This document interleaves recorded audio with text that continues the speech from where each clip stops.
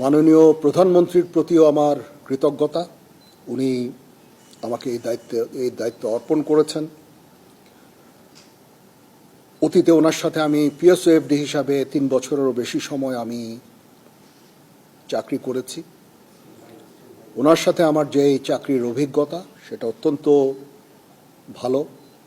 যখনই আমি কোনো সিদ্ধান্তের জন্য ওনার কাছে গিয়েছি উনি অত্যন্ত প্রম্প্ট, খুব দ্রুত সেই সমস্ত সিদ্ধান্ত দিয়েছেন এবং আমার কাজ করতে খুবই সুবিধা হয়েছে।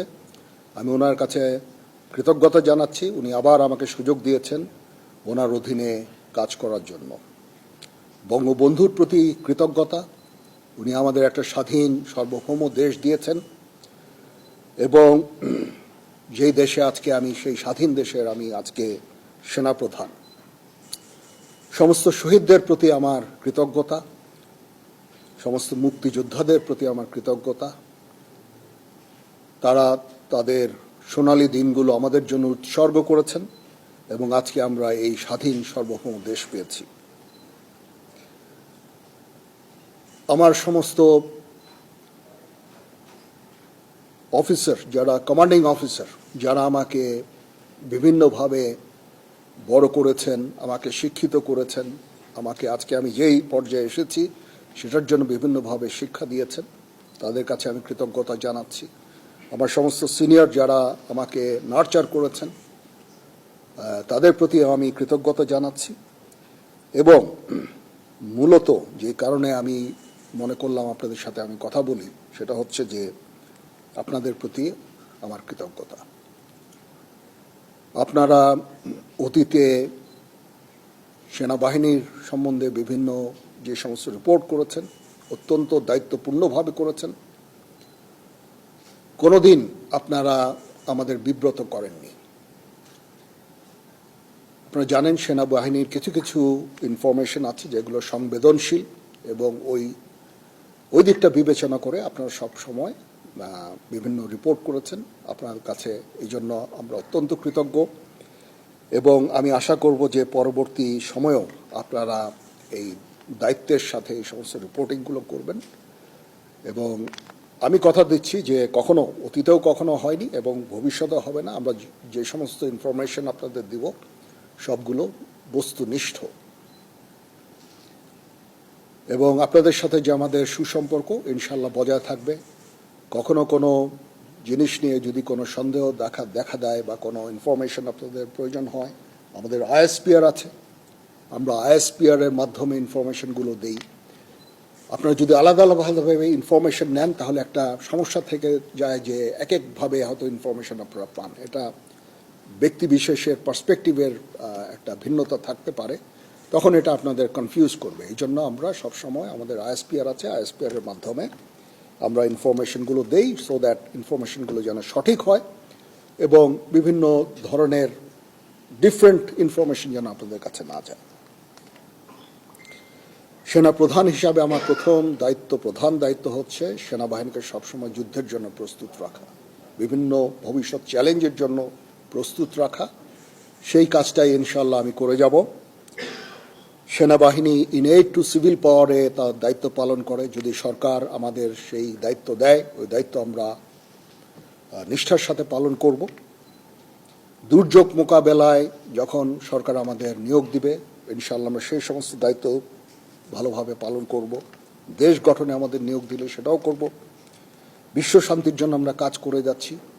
আমরা ইউএন মিশনে আমরা ডিপ্লয় হই, বিভিন্ন ইউএন অপারেশনগুলো আমরা করি শান্তি রক্ষার জন্য, বিশ্ব শান্তির জন্য আমরা কাজ করে যাই। সেগুলো ইনশাল্লাহ জারি থাকবে এবং আমি আমার প্রাক্তন সমস্ত সেনাপ্রধানদের প্রতি আমি কৃতজ্ঞতা জানাচ্ছি। ওনারা আজকে ওনাদের শ্রম দিয়ে, ওনাদের মেধা দিয়ে আজকে যে অবস্থায় সেনাবাহিনীকে রেখেছেন, আমি সেই অবস্থা থেকে সেনাবাহিনীকে আরও সামনে এগিয়ে নিয়ে যেতে চাই। ওনারা অনেক পরিশ্রম দিয়ে করেছেন এবং সেনাবাহিনীকে একটা অত্যন্ত সুন্দর জায়গায় আমি পেয়েছি আমার এর আগে সেনাপ্রধানের কাছ থেকে। ইনশাল্লাহ আমি ভবিষ্যতে সেনাবাহিনীকে এগিয়ে নিয়ে যাওয়ার আমার সর্বাত্মক চেষ্টা আমি জারি রাখব এবং দেশ এবং জনগণের প্রয়োজনে যখন প্রয়োজন হবে আমরা সর্বদা নিয়োজিত থাকব এবং জাতির পাশে থাকব ইনশাআল্লাহ। তো এই হচ্ছে দেশ জাতির কাছে এবং আপনাদের কাছে আমার অঙ্গীকার। মোটামুটি এই কয়েকটা কথাই আমার ছিল। আপনাদের যদি কোনো প্রশ্ন থাকে, কিছু জানতে চান, আমার সাথে কোনো কিছু শেয়ার করতে চান, ইউ মোস্ট ওয়েলকাম। জি, আমার অতীতে যা সেনাপ্রধানরা যারা কাজ করেছেন অত্যন্ত ভালোভাবে কাজ করেছেন। তারপরেও শৃঙ্খলা একটা ইস্যু থেকেই যায়। সেনাবাহিনীকে সবসময় সুশৃঙ্খল রাখতে আমি কাজ করে যাব। ট্রেনিং আমরা সবসময় করছি, এই ট্রেনিংটা যেন জারি থাকে সেই দিকটা আমি দেখব। আমরা ইউএন মিশনে চ্যালেঞ্জিং দায়িত্ব পালন করছি। আমাদের অফিসার্স সৈনিকরা সবসময় ওখানে কাজ করে যাচ্ছে। এইটাও একটা চ্যালেঞ্জ এবং এটাকে সামনে নিয়ে যাওয়া এবং এটা জারি রাখা, সেই কাজগুলো আমি করব। এবং এগুলো মোটামুটি আমি চ্যালেঞ্জ হিসাবে আমি এভাবে দেখছি না, বাট এই কাজগুলো ইনশাল্লাহ করব। দেশ জাতি গঠনে যখনই কোনো কাজে আমাদের নিয়োগ দেওয়া হবে সেই কাজগুলো আমরা করব। এটার প্রধান কারণ হচ্ছে আপনাদের কাছে কৃতজ্ঞতা জানানো। অতীতে অনেক সেনাপ্রধান এভাবে কথা বলেননি, গত 2 সেনাপ্রধান হয়তো কথা বলেছেন, বাট আমি মনে করলাম যে আপনারা আমাদের এতভাবে সাহায্য করেছেন, আপনারা এই সংবেদনশীল সংবাদ প্রচারে এত দায়িত্বর পরিচয় দিয়েছেন। আমি যদি আপনাদের সাথে কথা না বলি সেটা মোটেই সমীচীন হবে না। আপনাদের প্রতি কৃতজ্ঞতা জানানোর জন্য বেসিক্যালি, এবং পরবর্তীতেও যেন আপনারা আমাদেরকে এইভাবে সাহায্য সহযোগিতা করেন, সেই জন্য আমি মনে করেছি যে এটা আমার জন্য অত্যন্ত জরুরি যে আমি আপনাদের সাথে কথা বলি। প্রথমত হচ্ছে যে আমরা এঙ্গেজড সমস্ত দেশগুলোর সাথে। মায়ানমারের সাথে আমরা এঙ্গেজড।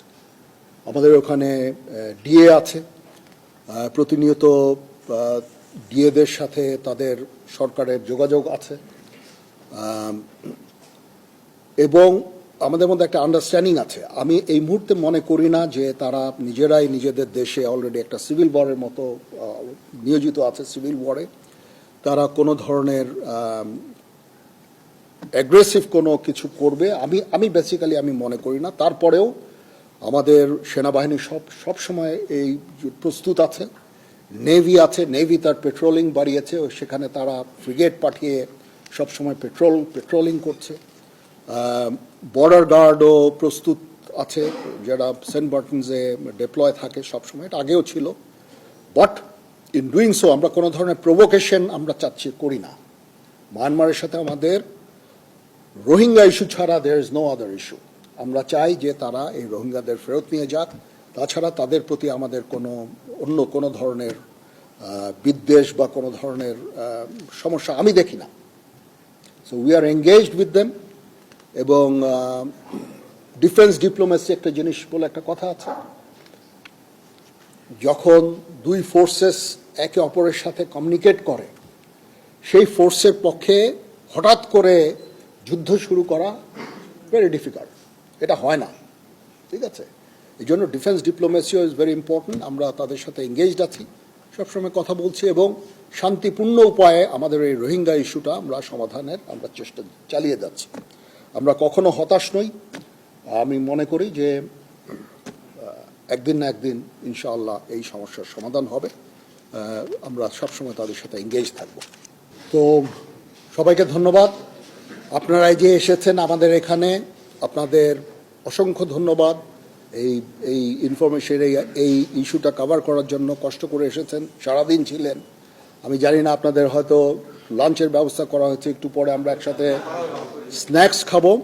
বাট আপনাদের প্রতি আবার কৃতজ্ঞতা, এই যে আপনারা এসেছেন, এখানে এসে আমার এই প্রোগ্রামটা কভার করছেন, আবার আপনাদের প্রতি কৃতজ্ঞতা। তো আমরা ইনশাআল্লাহ একসাথে কাজ করে যাব।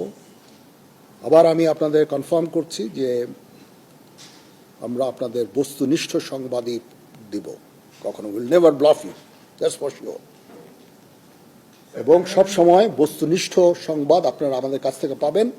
কিছু কিছু সংবাদ যেগুলো সংবেদনশীল, আমি অনুরোধ করব সেগুলো দায়িত্বের সাথে আপনারা যদি প্রচার করেন, কারণ এখানে সেনাবাহিনীর সকল সদস্যদের মনোবলের একটা ব্যাপার আছে।